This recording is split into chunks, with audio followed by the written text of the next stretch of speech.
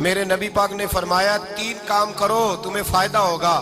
حضرت عبدالرحمن ابن عوف فرماتے ہیں میں نے اس کا تجربہ کیا اس حدیث کا, اور آپ فرمایا کرتے تھے مجھے اللہ کی عزت کی قسم جو میرے نبی نے کہا حق اور سچی کہا ہے, حق اور سچ کہا ہے. حضور سید عالم صلی اللہ علیہ وسلم نے فرمایا صدقہ دینے سے مال کم نہیں ہوتا. صدقہ دینے سے مال جی کیا کرنے سے, یہ وعدہ ہے نبی پاک کا. صدقہ دینے سے پیسے, اچھا بتائے نا جی مجھے 1000 میں سے 500 دے دیا تو باقی کتنے رہ گئے, تو حضور فرما رہے ہیں کم نہیں ہوتے. 1000 دے دیا تو باقی کتنا بچا, نہیں بھائی. میرے محبوب فرماتے ہیں تو اللہ کے رستے میں 1 دے وہ تجھے 700 گنا کر کے واپس عطا فرمائے گا. نبی پاک نے فرمایا صدقہ دینے سے مال کم نہیں ہوتا, اور فرمایا معذرت کرنے سے عزت میں کمی نہیں آتی. اللہ اکبر, معذرت کرنے سے عزت میں کمی, اور حد کر دی میرے حبیب نے. فرمایا تو رب کی رضا کے لیے عاجزی کر, تیرے نبی کا وعدہ ہے اللہ تجھے عزت عطا فرما دے گا.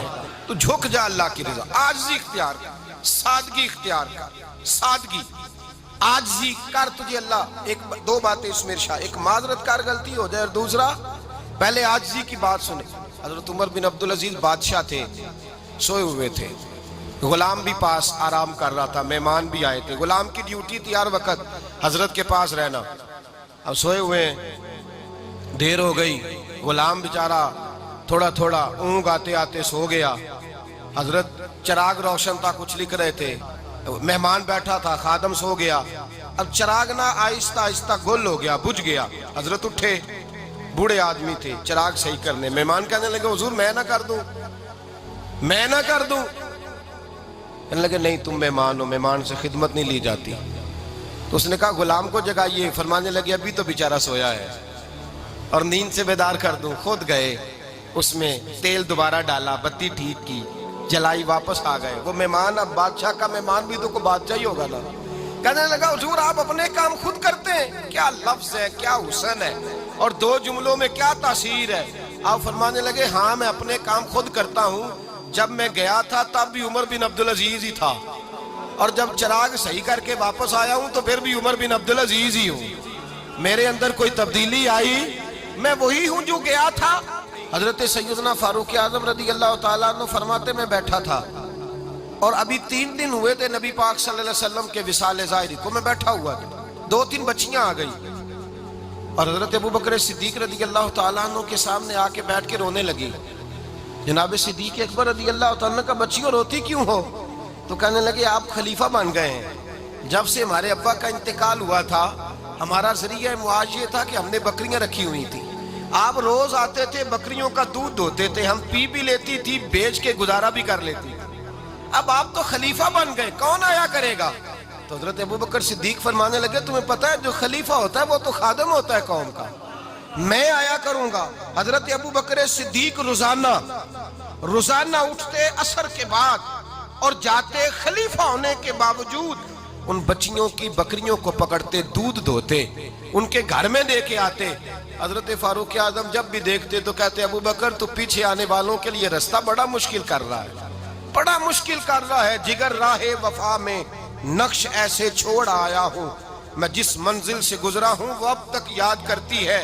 حضرت سلمان فارسی رضی اللہ تعالیٰ عنہ صوبے کے گورنر تھے, سادہ سا لباس پہن کر, سادہ سا, بس اسٹاپ پہ کھڑے تھے, جہاں سے لوگ اندر داخل ہوتے تھے, جہاں سواریاں باندھی جاتی تھی, آج ہم اپنے زبان میں اسے بس اسٹاپ کہتے. باہر کھڑے تھے, کوئی مہمان آ گیا کسی کا, اس نے دیکھا سادے سے کپڑے ہیں, خستہ سی حالی ہے, اس نے سمجھا کوئی کلی ہے شاید, معاذ اللہ کوئی ملازم ہے. کہنے لگا خادم ادھر آؤ, ادھر آؤ. آپ قریب گئے, کہنے لگے میرا سامان اٹھاؤ.